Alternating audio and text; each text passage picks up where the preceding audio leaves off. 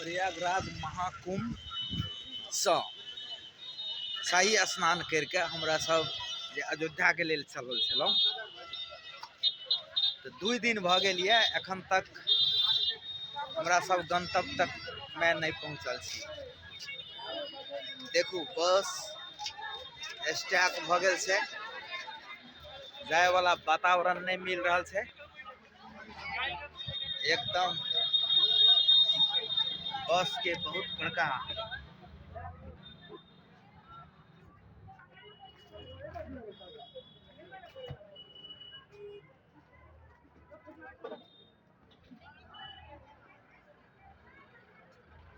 खाए पीबे ला नहीं मिले या। एठाम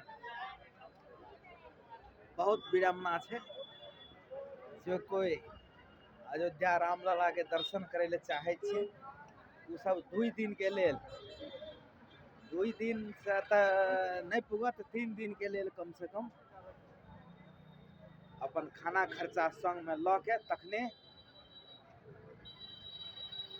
जाए के सोच बनाल जाओ,